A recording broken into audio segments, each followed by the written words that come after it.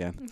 There we go. Now it's a welcome. Hello and welcome. Welcome, Lo. Welcome, Christian. Welcome, Juna. Hello. It's Arjuna. We're about to get this podcast kicked off. It's going to be on the Joker in just a second here. Everyone wants to go ahead and retweet the link at. Do you need a tissue? You're like making some weird snotty noises. Getting it all out before we start recording. It's disgusting.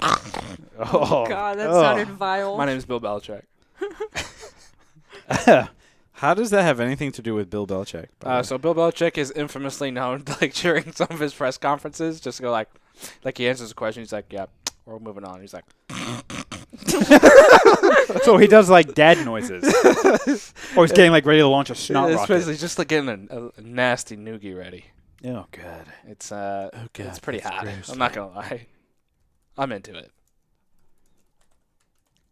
I'm a football fan. I don't know anything about football. That's not true. They throw a pigskin around. It's true, actually. They legitimately do. So props to you, Arjuna. You know so much. You want me to name you the Super Bowl 47 winner?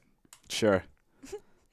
Why are we talking about sports? Hey, This what- is- Yeah, this I know, we podcast get is- enough of that at work. Yeah, seriously. We don't need it here. I don't need that shit here. Keep that garbage out of your mouth. Yeah. Well, we talk about the Joker enough at my work. Is everyone ready? I'm ready to go. Give Ready to go. me a few minutes here. Lowe's like, can you guys hurry up? I got things to do. No. Okay. Wig's already died. I'm good. How is the wig? It looks. Are you happy with it? Nice. For those watching and wondering, so Christian over here is actually going to be cosplaying as the Joker at the LA Comic-Con this coming Saturday, a week from today. And then that date is October 12th, because I can do math. Yes. Wow, I'm impressed. 1 week from today. Thank you. All right, let's start this podcast. If you're watching or tuning in, you can feel free to drop us a question towards the end of the podcast, maybe halfway through. Whenever I kind of get bored, we'll answer some questions, potentially. And, this podcast is obviously spoiler-filled, so. And it's sponsored by Gillette Stadium, powered by 5G. and Joaquin Phoenix. Wait, that's a Officially lie. approved. No, the this Gillette Stadium podcast. is getting Verizon 5G. As in the Patriots Gillette Stadium? No, Krishna, the Gillette Stadium that I have in my backyard. How do you know that? It was on a commercial before the movie, and also there's the 13 stadium list, and it's been public knowledge for like 6 months. Anyway, let's start this podcast. Okay, here we go. 3, 2, 1. Joker, was it good? That's what we're going to discuss today. I'm Ravi, joined by my two brothers, Christian and Arjuna, and our guest today, Lo. Welcome, everyone, and how is everyone? Great. Good. Feeling welcomed. That's great. That's good. I'm glad everyone feels welcomed. We're discussing what happened in Todd Phillips' film The Joker, our one-word impressions, theories, rants, and answering that age-old question, was it good? It's actually said, was it good? Was it good? Also, I want to correct something. Was it An good? earlier statement you said. You said everyone feels welcome. Well, I feel unwelcome. I didn't say You did. Lo. You said, I'm glad everyone feels You welcome. Oh, did You I? actually I did. legitimately already forgot that because I just don't care. So I just want to say that you are a liar and a charlatan, and you cannot trust the host of this podcast. Oh, that's not good. Can you trust any host of any podcast? Can you trust the Joker? No, you can't trust Well, you see that little pivot there? That's called professionalism. the Joker. Before Arjuna, talks everyone's ear off. Lo, you're a guest here. Thank you for joining us. Yeah, happy to be here. Appreciate you jumping in. We all actually just saw the Joker a little bit ago today. If we were to, I don't know, give it a one-word impression. Oh. See what I did there? So casual. Is that a pivot? It's a pivot to our section called one-word impressions. Should come up with better titles for these. I mean, maybe the producer should. Everything out. falls under the producer. That's Krishna. kind of the whole point. Wait, I'm the Lo, producer? you're our guest today, so how about we start with you? I feel like, are you familiar with what we do with these one-word impressions? Do you need It's just basically like one word to describe how misery porn, miserable, but like in a good way. Gotcha. Gotcha. Misery. Okay. Misery. Interesting one. Christian, would you say yours? Actually, is? very similar. Uncomfortable. Uncomfortable. Yeah. There were definitely some uncomfortable moments. And I mean that in a good way. As in, like, That was the intention, but Great it was job. still like Yeah. claustrophobic. yeah. Like, there were parts where not having a panic attack, but I was my heart rate was elevated. That might have been due to the caffeine as well, right before the movie. Yeah, I saw you came into the movie theater with a coffee. coffee, which was a new one for me. Did that not like make you feel kind of on edge? That absolutely. That Interesting. coffee combined with the movie, uncomfortable. Wow. And on edge. Damn. Juna? I'm gonna go with unreliable. I'm sorry. Why? Oh, because of the character. Well, because of this is a so spoiler alert, like Ravi said, but this is a movie about a character who is very mentally unstable. Yes. He doesn't know through potentially the entire movie what's real and what isn't, and I think that emotion of unreliability is conveyed throughout the movie. So I would say the entire movie, you could argue, is unreliable. An unreliable film. Oh dear. It's pretty good actually.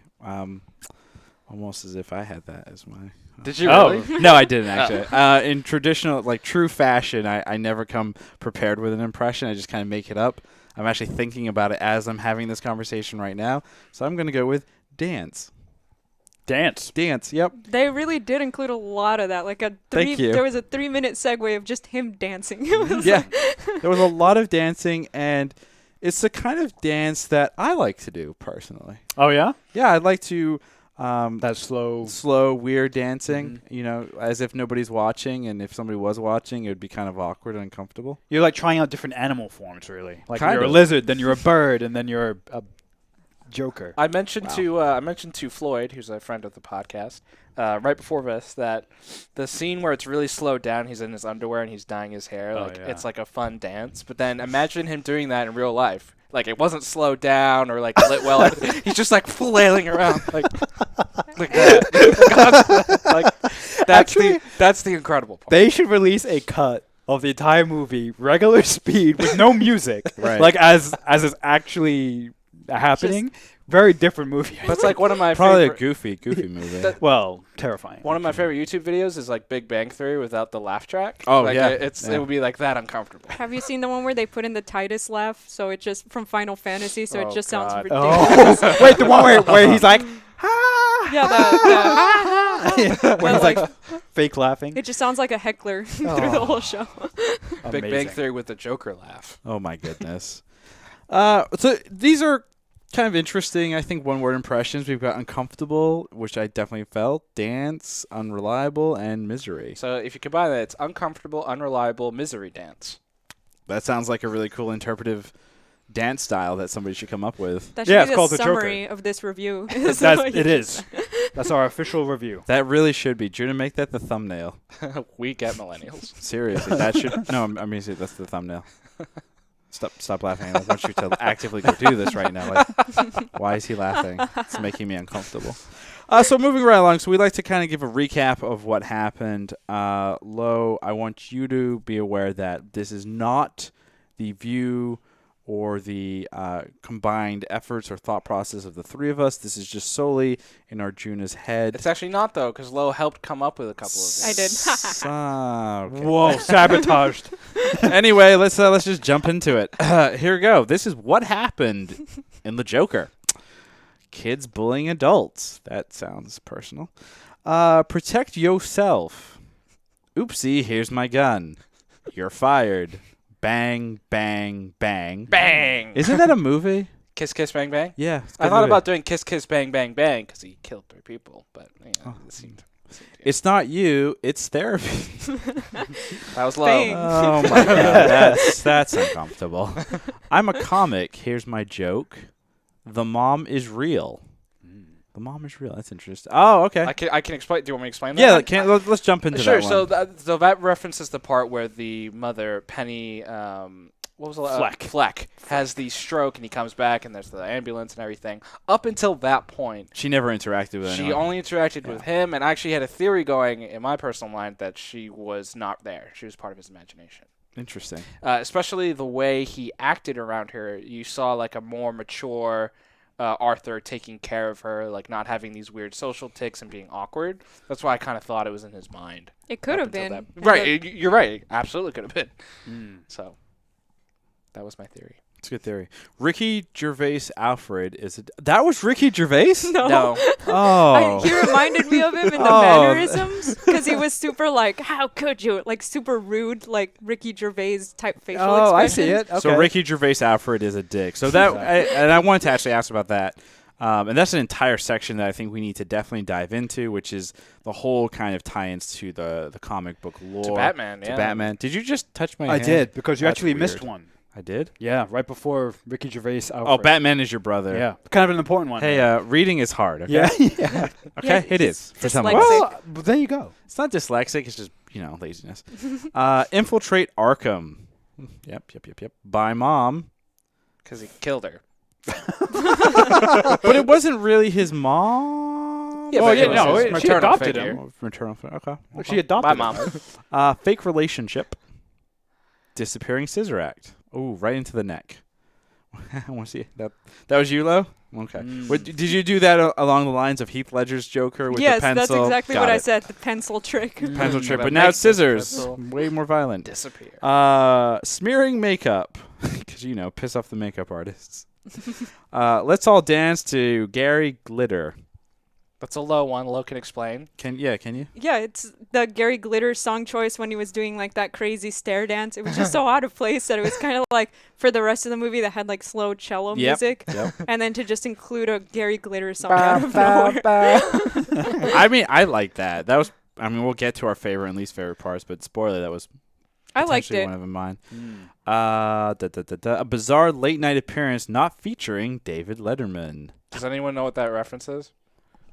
So Joaquin Phoenix took a 2-year break from acting, which included that bizarre late night appearance with David Letterman. And when he went on with De Niro, that's all I could think of when literally 9 years ago he had had this bizarre theater. Yeah, on for late night. his fake documentary, I'm Still Here. Yes. Yeah. Dark Knight homage. That references the scene where he's in the cruiser and his face is against the window. It's the exact same way. It's very similar to how they shot the Dark Knight. Heath Ledger. The Joker. Yeah, Heath Ledger is kind of has his hair. Birth of Batman. You wouldn't get the joke. Interesting. Yeah. This is actually this is one of your better ones, but to be fair, this wasn't all you. So good job, Lo. Lo, well done. It's Golf the best clap one for we've ever myself. had. Just kidding, Yeah. Arjuna. I like your ideas. They're all gold. Yeah. You just can't appreciate art. There was one where it literally didn't make any sense. It did. They all make sense. It didn't. If you think it was, about it. for that terrible movie, The Joker. Triple Frontier. The Joker said that everything is interpretive to Subjective. subjective and yeah. interpretive Comedy is to the subjective. audience. So you guys just didn't, Didn't understand you it. didn't get it, You didn't get it. idiot. Get it. So I think it's a solid recap for a film that I think everyone coming out of it, I think everyone's face after was kind of, even the theater that we were in, I think everyone, you kind of felt it in the theater was kind of like WTF. What did I just watch? What did I just watch? Yeah. Was this a comic book movie or was this just a movie about an evil person Why not? Or mental both? ill. or mentally Illness, ill or yeah. mental illness? I kind of want to dive in a little bit, I think, starting with kind of like who this Joker is, right? So what do we know about the Joker from our childhood? Like, we all grew up watching, well, I don't know about you, but we all grew up watching the 90s Batman. I read comic books, You read comic religiously. books. Mark Hamill, obviously, his Joker is a big one. He becomes that because he's thrown into a vat of acid, and that makes him crazy. This Joker was made crazy because of, well, unfortunately, child abuse, mental disorder, and then society just kind of turning its back on him. What do we think about that in terms of, does that feel a little weird being too close to home in this day and age, especially in America where we've got really unsettling, crazy things? I mean, the last time Joker made an appearance on the big screen, unfortunately, there was the whole incident at Aurora Hills in Colorado. How do we think about that? I know that's a huge loaded question, and there was a reason, because I'm slowing down and want some water. Well, I guess I'll go first. I think everything you just said there led to the feeling of discomfort that I felt during this movie. It was very close to home. I forgot, there were many moments in this movie that I forgot it was about the Joker. And it was just like this guy who was suffering, putting on, clown makeup and trying to survive in a society that, that he is not doing well in, right? So it felt, for me, it didn't feel like a comic book movie at all. There wasn't really any, aside from the references to the Waynes, and obviously there's Bruce Wayne, all that stuff though, that was more like dressing to this man's instability, if that makes sense. That stuff was there to show his insanity and what he's it's like dealing window with. dressing to the actual thing. Yeah. It's so interesting because you'll see a regular Batman movie and all that stuff is there, but it's at the forefront. Whereas this stuff was there in the background, but it's only there to serve this character's development into becoming. You could swap out the names with completely different names. You could say New York City. You could say Smith. Oh yeah. Yeah. And then it doesn't change the story at all. Correct. Right. Yeah. Which is kind of Lo. What about you? What did you like? You said Misery was your impression of this thing. Well, yeah. I mean, you're like what you said. You're kind of watching a mentally ill man struggle his way through life. But maybe that was a necessary change for this generation's Joker, because an attempt to make him not cool but more sad. Mm-hmm. He's not someone you want to emulate because his life sucks. You know. Mm-hmm. That makes sense, actually. That's because with the whole Colorado, it was Colorado, right? Yeah, Aurora Hills. Yeah. Yeah, with that whole shooting, people were idolizing the Joker, quoting him, doing that. This one really made him not cool. He was nebbish, awkward, scared. Yeah, exactly. Oh man, so much awkwardness. Joaquin Phoenix. I mean, I'm sure we're gonna say this a couple of times. But if that is not the Oscar winner right there for best performance, I'd be shocked. He was oozing awkwardness. He was oozing awkwardness. He did physical transformation. Mm-hmm. He really obviously kind of did a true deep dive into the character, the issues that he is dealing with. So it was a complete performance. Yeah, for sure. Well, that was the podcast. Well, sitting here, I'm trying to. I know, and I think that's the interesting thing with this film is, like Arjuna said, change the names. It's still a movie. It's a movie, regardless of Joker, Batman, Wayne's, Gotham, all those things that you're familiar with in the Batman lore and universe, and you're still sitting there thinking, "Oh, okay, wow." There's a lot to kind of unpackage there. And then you couple that with, what is happening in the world. And you're just oh, I'm very tired.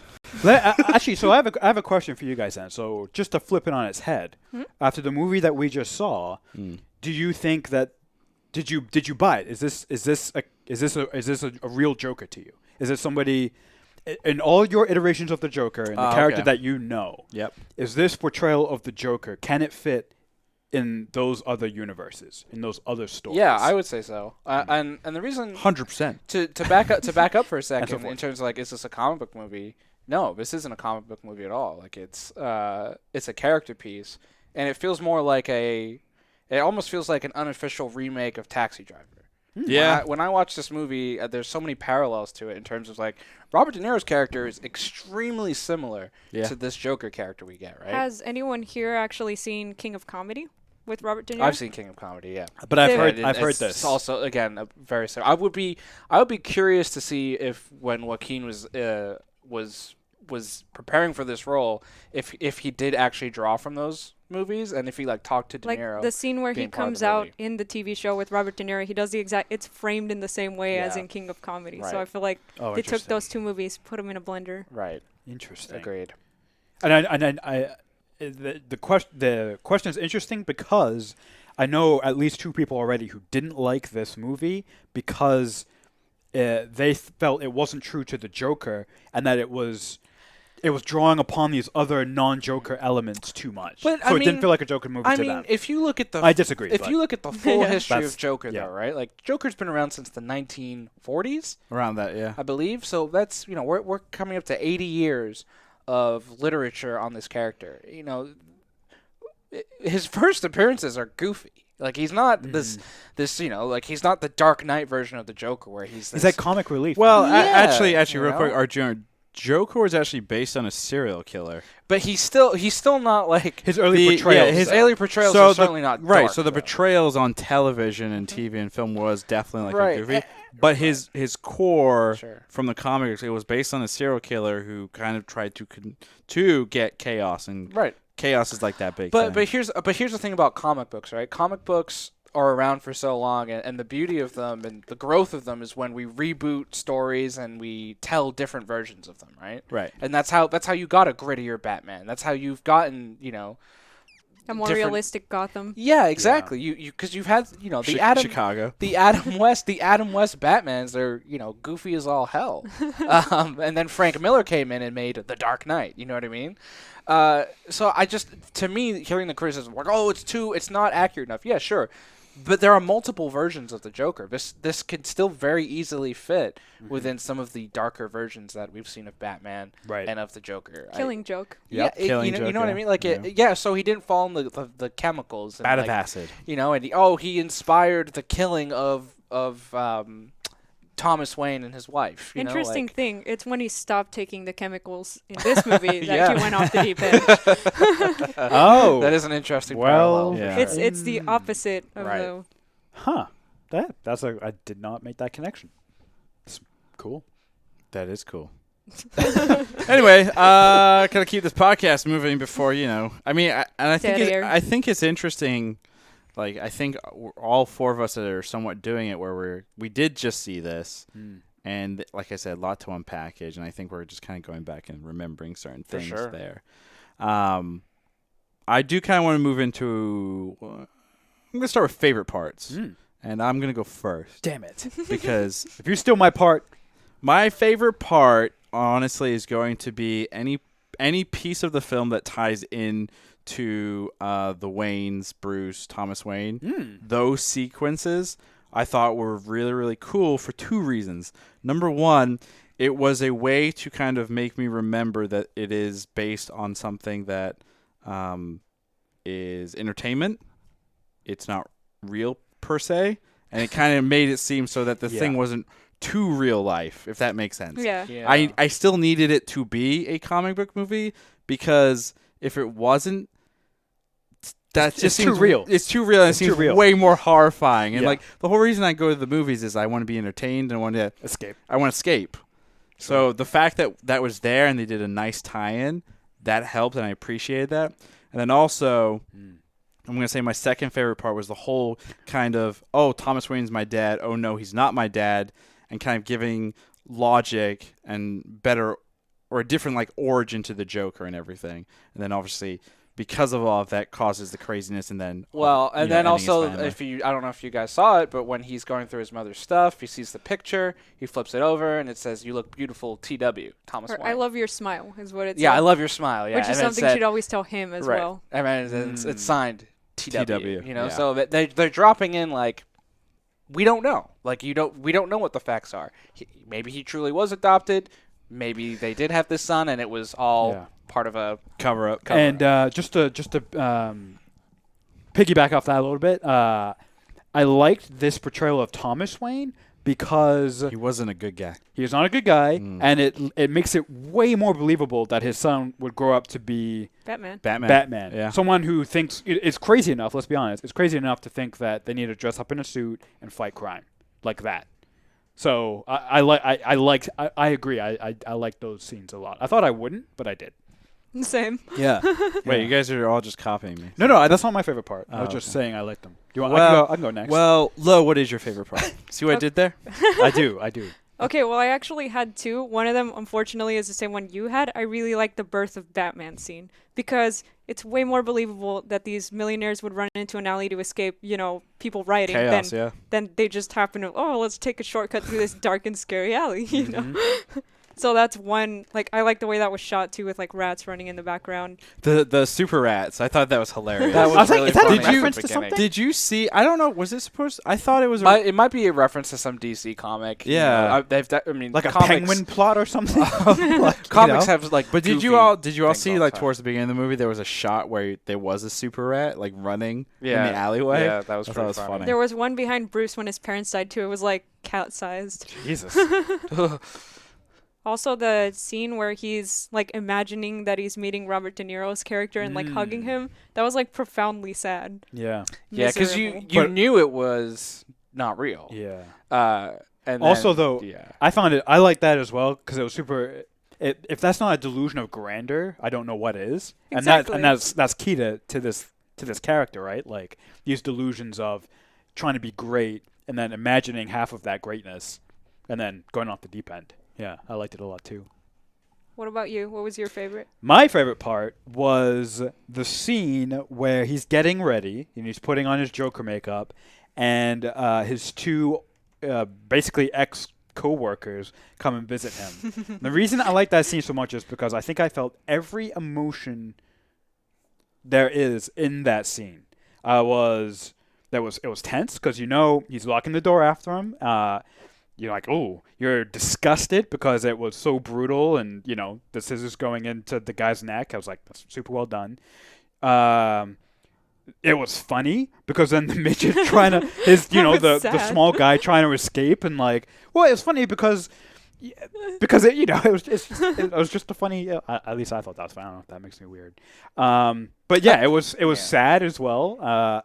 And also you just had no idea what he was gonna do. Like, you don't know if he's gonna let that guy go. It was weird that he let him go. Like, kind of like, you were nice to me that one time. Yeah, so and then like, he kisses him on the forehead. He's like, okay, run along now. It's like, oh my god, like that scene was stressful, but I still funny, laughed. stressful. I still laughed. I was still horrified. I still felt sad. Every emotion I could think of. I wasn't happy. The but full gamut. Yeah, but just about. I think for me, my favorite part was the climax. The Joker going on Maury's show at the end. I was sitting there. I was more scared during that scene than I was during the entirety of It Chapter 2. Yeah. Just because this is the culmination, he's going to do something. But you don't know what. You don't know exactly what it's going to be. Yeah. And I was just kind of like cowering and just like waiting, and like you'd seen him cowering? practice. Yeah, I was legitimately scared. I was terrified. At least there were no during that CGI scene. spiders in this one. Thank God. And you just like the whole thing going in the rising tension, and then like he just he shoots De Niro's character in the head, and I was just like, oh dear. Oh my God. I just thought it was well done, and Expectations subverted. yeah, well, it's just and it was a great climax like that. That's gonna stick out to me for the movie. And his little dance at the end, but he's like, oh. And The parts when he's like laughing but like crying at the same time. Yeah. Good Lord. Yeah, what did we think about? So obviously we've been watching the trailers for quite a bit. As I mentioned, the top Christian is going to be cosplaying as the Joker at LA Comic-Con. Part of the thing was trying to figure out that laugh, actually, where we were. I think maybe it was you, Lo, or some. Yeah, I think you had said that it was potentially like a medical condition. Compulsive, because in the trailer it sounded pained, like like forced. Forced, Yeah. right? Which he did Joaquin Phoenix did a great job, where it's like you're laughing so much, but you need to breathe still, so you're breathing through the laughter, and that Choking almost Yeah. on it. Well, and then his face too, like laughing manically, but then like crying and looking pained. That's not easy to do. No. Apparently he had a lot of trouble trying to get that down too. He worked on it a lot. the Joaquin Phoenix did. Yeah. Wow. Yeah. Least favorite part. Did anyone? I'll just throw it out and open it to the floor here. Did anyone have a least favorite part? I have this is a minor nitpick, just like having worked in news and video, where they pull out at the end and they show the thing, and then they have like the big montage of screens, like different newscasts about it, and they're like, and here is the exclusive footage we got from NBC, and they show the full thing of the guy getting shot. I'm like, well, that would never happen. You'd never show a shooting on television. Well, this is back in the 70s. It's 1981. 81. It still wouldn't happen. Well, You don't think so? They did show, like, I think I was telling you on the way out that there was a newscaster that shot himself, and they did get like the full footage of it. And but they re-aired it. They re-aired it after it came So out. then that's believable. Damn. It was brutal. That's Like, crazy. And actually, I'm glad you brought that up, because I feel like this movie was set during that period, 81 or the 80s, because I feel like you could get away with a lot more. Murdering 3 people on a train in this day and age, you'd get caught pretty quick. there's cameras. very There's Cameras cameras and everywhere. everything. So I think the time period also made sense to make it a little bit more believable, because let's be honest, back in the 80s, crime was not as high as it is today in some aspects, but That's actually false. is it? Mm-hmm. Crime is higher? So crime has actually been falling for decades, but the coverage on it has increased exponentially. So even though crime is lower now than it has ever been, because the coverage on it is like 300% more than it was, the perception is that things are getting worse. When it's actually people are not scared. True. Yeah. Scared. Yeah. So, yeah, that's an interesting fact. Wow. Christian with the facts over here. I was going to say, my least favorite was when we got a kind of forced flashback to show that he was an unreliable narrator. Like, that the relationship was fake. We didn't need to see that. Yeah. It was implied when she came up to him and said, "Hi, Arthur." And it's like, I turned to him and I was like, he never gave his name. Yeah, and I've thought the same thing, too. Yeah. Like, they should have just left that open to interpretation so that later, like you said, certain audience members could think the mom is fake. Right. And him killing the mom is symbolic of him killing that part of himself. Oh, that's true. Yeah. That makes more sense. I agree. I think almost everything with that character that... what was her name? The character? Zazie Beetz. Zazie Beetz is the actress. The character's name is Sophie. Yeah. Oh, Sophie. I didn't even know her name. You are where the actress also plays Barney's mom in How I Met Your Mother. No. I'm talking about that. Yeah, you're talking about Penny. Yep, Penny Fleek. Yeah. Penny Fleek. Yeah, but yes, you are right. You are right. Oh, yeah. Well, anyways, yeah. Everything with her, she did a great job. But the way that it was presented, it just pulled me out a little bit because it's like this would never happen, and then obviously not for a guy like this, but right. That's kind of the idea, and they should have kept it ambiguous so people could look at it and then have that scene play out the same, but don't spoon feed me that he's unreliable. Right. Yeah. Right. It was a little too heavy-handed at that point. That scene for me. This is Robbie speaking. That scene for me where he murders the big fat clown. The blood on his face looked really fake. It was, for sure. And the CGI was bad. Wait, so the same scene that I said was my favorite part? Where he murders the fat clown? Yeah. That was like my favorite part. Yeah, but when he's sitting on... It's gelatin blood. Is it? It looked so fake. They needed it probably for continuity to stay in the same spots on his face, so it's gelatin blood. You can tell because it's got an unnatural, sticky look to it. Yeah, for sure. It looks gelatinous for sure. Lo, I have this bit that I do where I complain about CGI, and you've just kind of ruined it. So. Well, you can just reform it to say the blood effect looked bad. Fine, the super rat in that one scene looked like shit. You're lying. No, I am. It looked pretty good, actually. It's the best super rat I've ever seen. Did this movie have any CGI in it? Like any overt in-your-face CGI? I would say probably like just like basic color correcting or removing like small pieces and things here. They probably ran it through whatever. Thomas Wayne's face. Robert De Niro, I wonder if they actually did some digital de-aging? effects. Yeah, some de-aging, potentially. I could see that. It's just makeup, man. What did we think of De Niro's performance? Oh, it was great. I thought it was typical De Niro, like he was playing like, what'd you say about me? Like De Niro type character. Yeah. Basic. Yeah. I liked his character he played more recently on CNN. That was pretty cool. Oh my God, that was amazing. Wait, was it just dropped F? He was my hero. That's why, like, if you look at that footage, obviously they're shooting at like 30 or 60 FPS, and it's obviously a sharper image. But like, he looks way older there than he did in this movie. That's why I wonder if like they did a little bit of like CG de-aging on him. I think it was both, because there were times like when he says hello, when he introduces himself to him in person, I could see the pancake. You know what I mean? Like, I could see that they laid that shit on thick. Like, makes sense. He's on TV in the movie. So. Mr. De Niro needs to look young as young and hot. Let's fog up his face. Fog it up. Okay, so we. Obviously, a couple of little things here. Nothing here, honestly, seems like it jumps out like that would ruin the movie, I don't think. Arjuna, I think this is your theory, correct? Yes. Was it all in his mind? So the reason I started thinking this through early in the movie because, you know, like Lo said, it's pretty clear if you're following along, he's an unreliable narrator. There's a lot of things that are said and done that make you question what's actually happening versus, you know, what we're seeing because we're following him around.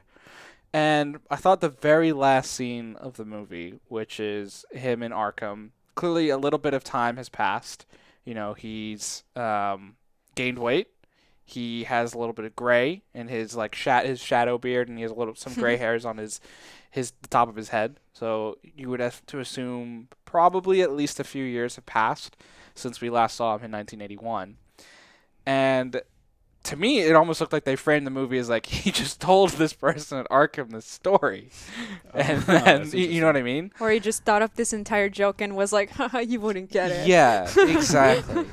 And I think that going even back to something you said, Christian, does this fit into the lore of the Joker? The Joker's always unreliable. Even like he's in the go back to the version of the Dark Knight. He tells a conflicting story every time about how he got these scars. Right? Every character he tells a different person what happened. So I think I really liked how that scene played that up, and it really makes me think like, well, what was real? Like, what actually happened in this movie that happened in reality? Because every single scene is from his perspective.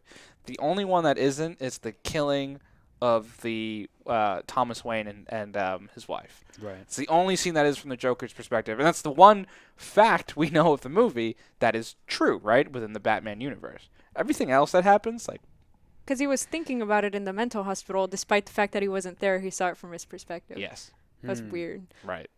Yeah. Wait, so what about stuff on the train with the detectives that actually happened?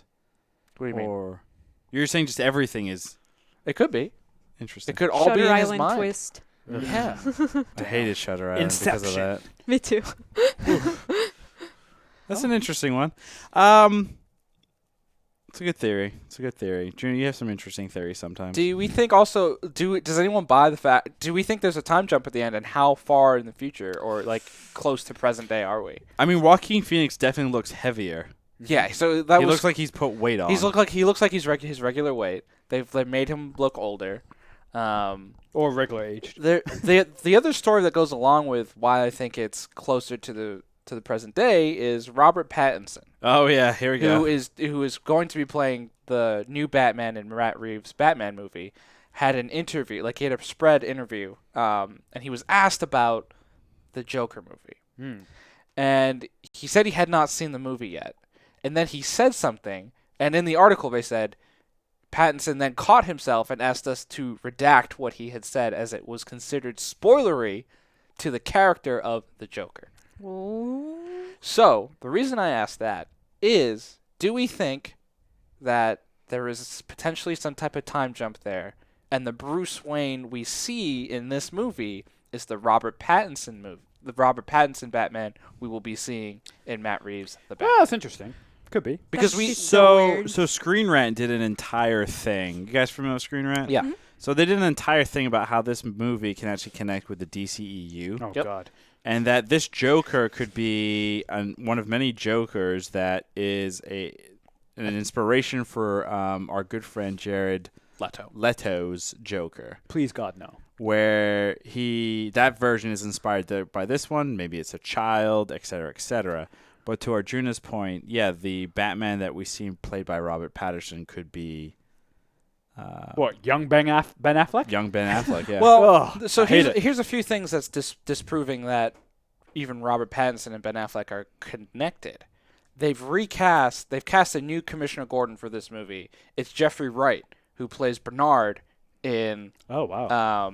I'm sorry, Westworld. Arjuna, can you explain for the audience why that would disprove everything? Well, you see, J.K. Simmons is a white actor, and Jeffrey Wright is a black actor. Unless don't see any problem there. unless we had some bleaching or some skin conditions. Reverse that Michael happened in here. Jackson. Oh. Yeah, So, but here's what potentially is more likely. We know definitively that, Todd Phillips and multiple people, Warner Brothers execs, have said this Joker movie is not connected to the DCEU. We also know for a fact that specifically with Aquaman and even with Shazam, they're like, it's loosely connected to the DCEU. Yes, it does take place, but it doesn't necessarily have to take place in the DCEU. What does that mean? Warner Brothers is trying So to shady. Warner Brothers Yeah. is trying to go away from this idea of a connected universe. And what they could potentially be doing is building a Bat universe, right? So this Joker could show up in this new Matt Reeves Batman movie, and this is creating a new continuity line for Batman. I mean, okay, so singularly. Warner Brothers in general, they've got a lot of weird shit going. Like, we've got the DCEU, we have this now thing called the Joker, Robert Pattinson, tied potentially to that. We also have on the TV side the CW shows, which is its own thing, which is having an Infinity Crisis which is actually pulling such favorite Superman as Tom Welling from Smallville. Yep. Potentially Dean Cain from Lois and Clark. and what else? Brandon Roth. Brandon Roth from Superman. That bad Superman. And then also in terms of Batman, the voice actor that played the Batman, Kevin Conroy from the 1990s Batman animated series, and then animated shows like Justice League, he's going to make an appearance. So old Bruce Wayne. DC is known for like the multiverse, so it wouldn't be that. I don't think it would be that outside the realm. I just don't know if the audience can kind of like keep up with that. We've been through like how many Batmans this past like decade? Yeah, there's no consistency to it, and it's not like Warner Brothers and DC are having big announcements like Marvel does, where they lay out their plans. True. Like they just lay it out and hope everyone catches up. They just kind of like, here are the movies, and you can connect them however you want to. And release like awful, overly colorful trailers. Yeah. That's like their new thing.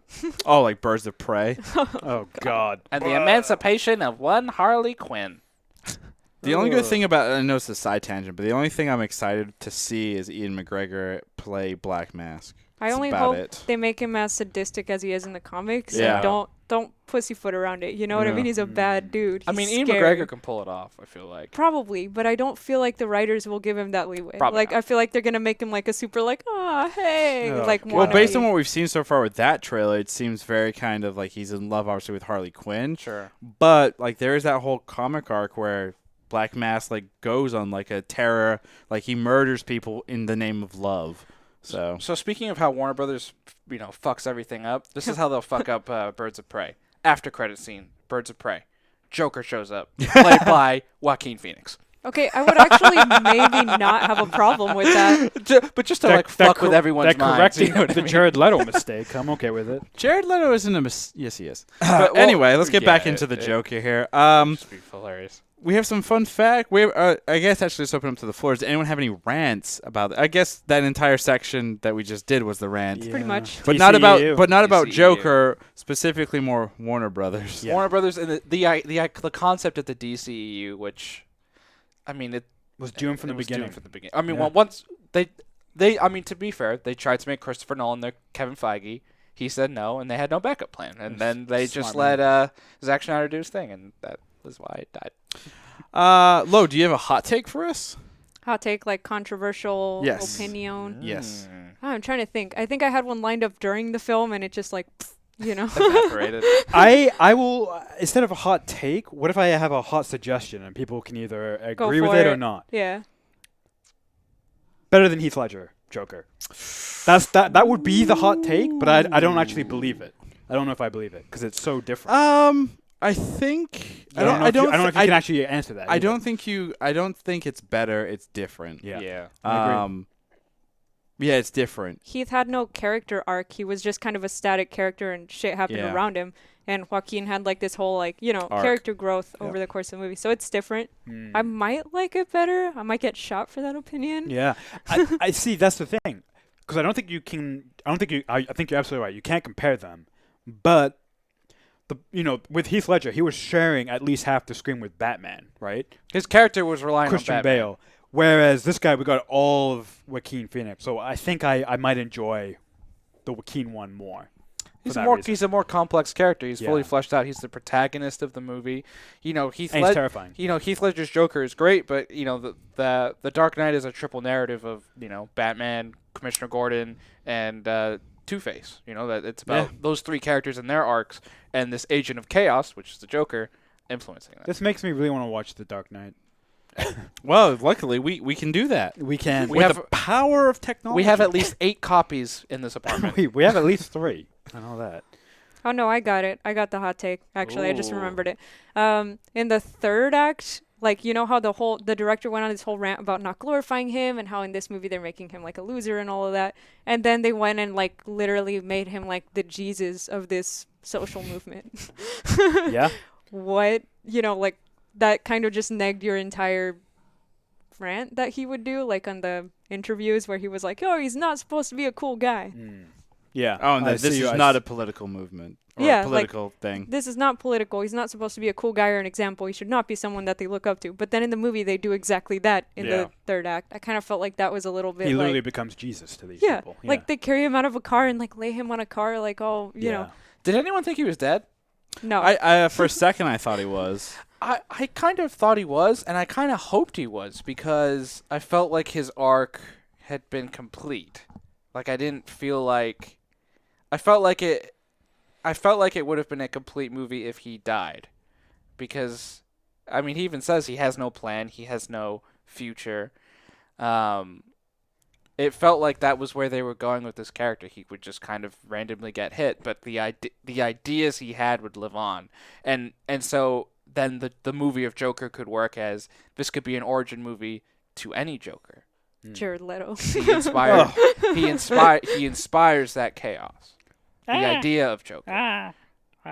Like any other crazy person could take up that mantle. Yeah, exactly. Which actually, let's be honest, makes a lot of sense. We have copycats for everything, right? So that That's my like running like headcanon theory, is that Jared Leto's Joker is actually just like a wannabe of the actual Joker in their universe. Which would explain why he was so bad at it. He's the equivalent of a SoundCloud rapper that tries to be Tupac. Like, he just kind of like... Yeah. So as a DCEU then is like 40 years after this movie, does that mean like old man Joaquin Phoenix Joker shows up and like kills Jared Leto and it's like, I'm old man Joker, bitches? I would pay $20 to see that. Well, the original screenplay had a lot more tie-ins to that, and they ended up ripping out pages as they were going. Yeah. Like, you know, in the end, how he had those bloody footprints, it was because he had cut open a smile. Yeah. In the original draft. So speaking actually of the ending, though, so one of the things that I think is interesting, and Arjuna, you put this in our doc here, that, you know, Rotten Tomato score is 70% right now. Yes. The big thing that seems to be irking a lot of the critics is that the ending, specifically where he's in this ward. Yeah. Is it all just a joke? Something that he's telling, you know? But why does that irk people? Because it's not definitive. Todd Phillips. Get oh over my it. God. That's the big thing. Is like people are like, you know, and to a degree it makes sense if this is just a standard one film, standalone thing. Is this is the Joker, Joaquin Phoenix? We're done. Let's wrap it up. Move on. Then I guess then you can have it both ways. The problem is we're looking at this film from the perspective of Hollywood, comic book movies. They have to all be connected, blah, blah, blah, blah, blah. Critics, for whatever reason, I guess, just can't understand that, you could have it potentially both ways, and I think that makes it more interesting. It's just that it being the Joker, it being Warner Brothers, everyone's like, how is it all connected? They want answers. Every little thing. They want it spoon-fed to them. Which is kind of, Where do you guys personally, where would you want it to be? Do you want it to be a one-off or a joke, or do you want it to be a connected thing? I would not want a sequel to this. I think you've told this story, and I don't know what else you would do with this character that hasn't, this story was the origin of the Joker. You saw this man transform into the Joker. Like, I don't want to see, like, seeing this Joker battle with Batman. We've seen that before, you know what I mean? Like, it would just be a slightly different version of the Joker versus Batman again. Plus, it'd be kind of sad. Like, Bruce Wayne's running around beating up a guy with a laughing disorder. With a mental health disability. It's like... It's not funny. Yeah. That's what I felt. This Joker wasn't really that funny. Like, even as the Joker, it wasn't like, haha, make me laugh. Right. Or there was no real punchline to his killings. It's a tragedy. Yeah. Yeah, the whole movie is very tragic. I actually completely agree with Arjuna, except that they shouldn't make a Joker sequel, but, what if there was a creative way where, they could have him fight Batman, but it wouldn't be like your traditional, it wouldn't be done in the traditional way, because this is not a traditional Joker, right? So I don't know what that looks like, but, like, I wouldn't be opposed to seeing Joaquin Phoenix again as the Joker, and him fighting Batman if it's, different than the traditional thing that we've seen already. But again, I don't know what that looks like. Maybe like some grander scale thing where he has like an army of like wannabe clowns. and he's not, maybe he's not doing it through crime. Maybe he's doing it a different way. I guess something like that. In that theory, you'd rather see a Joker versus Bruce Wayne movie. That would be, I think, kind of interesting. Well, but then again, we already saw Joker versus Thomas Wayne. Yeah. Right? Sure. Kind of. You know. But that would be the logical sequel to this, right? Because this was not a comic book movie of like good versus evil, right? Like, going to the big third act, final battle, save the world type of event, right? Yeah. What if it's like him trying to hunt down Bruce Wayne and convince him that they're brothers? That's weird. But Bruce Wayne is already Batman. That reads So now like you're- fan fiction. Yeah. Well, yeah, you're right. That Which makes it amazing. That reads like fan fiction written by the Joker. He's in the mental hospital. And dear diary. Dear Bruce, Batman is my brother. I want us to come together. I think don't know. it's better if it's Just done. just done. Leave it as a one-off. I think the problem though is it's a comic book character. Yeah. That's the problem. If DC won't want to do that. This made money, so they're gonna Yeah. either take this and make a dozen sequels with it, or make a bunch of copycat wannabe Martin Scorsese films. what they should Which is what will happen. what Todd Phillips should have done was internally called it the Joker, externally in marketing and everything just called it Funny Man. Funny Man or something. Yeah, it's just something else. The fact that it's called Joker, I think it's ruined it to a degree. Just call it like Call- Arthur, Call it like the King of Hearts, like a different card, or different call it like playing Fleck. Call it something else, but I don't think you have to call it Joker. The fact that they Yeah. called him Arthur Fleck, Affleck, Yeah. they're tying Yeah. it in, and we didn't even realize it this whole Oh time. my god. The best guerrilla Wait, marketing you've ever This seen. is young Ben Affleck. It's Affleck. Like, I was thinking that when he showed his like mailbox, I was like, God damn it, they pulled a fast one. They did. Whoa, he's Batman. A couple fun facts. So this won the Golden Lion at the Venice Film Festival, and the last two Golden Lion winners also won Best Pictures At the Oscars. at the Oscar. I just want Ooh. everyone to be aware that nobody gives a fuck about the Oscars. So If only that were true. Well, but I mean, I don't care. I that don't- means I that don't this movie though might have the potential to be The first comic the book first movie. comic book movie to win Best Picture at the Oscars. I mean, I'd root for that, definitely for his performance alone. Yeah. Yeah. I pointed at you. Like, Yeah, for his Christian's What can I say? performance has been great. I will say the sound design I thought was really good. I don't know. I'm saying that from an uneducated, unprofessional, but Sound like guy. the soundtrack, but then also like the sounds itself, like the music when it would change, and it just you could feel his mood changing with the music. I thought that was really Cinematography good. too. It was real claustrophobic looking in the first Yeah. half, and then they started using a lot more wider shots with less clutter Mhm. as he makes his transformation. Oh, like, interesting. Yep. Nice. It's that time, kids. Oh shit. what are we doing? Oh, we're answering. I was like, what are we doing? What's going on in this podcast? So we're answering that question of was it good? So Lo, you're the guest. So Lo, was Joker good? Definitely. Like, I'd give it a second, third, fourth watch. Nice. Wow. There you go. Perfect. Now you get to ask somebody else. Was it good? Arjuna. I would say that this movie was in fact a good movie. Oh my god. I enjoyed it. Wow. I'm And I would surprised. also watch it again. Yes. Hot Krishna. take. Krishna, was Joker good? Joker was good, and I would definitely watch it again, for sure. And that's gonna do it. All right. Wow. I'm just Krishna. kidding. Wow. Ravi, Wow. was Joker good? Yes, it was good, and I'll probably watch it again. Cool. I feel like it's a It's movie, unanimous. and I feel like No-brainer. I feel like it's a movie you'll get something different in a second viewing. Second and third viewing. Yeah, you'll pick up on different things, on different themes. I'm also excited to see how this movie ages. So as the world changes, the next generation will probably find this movie, and I'd be curious to see what their thoughts are on it.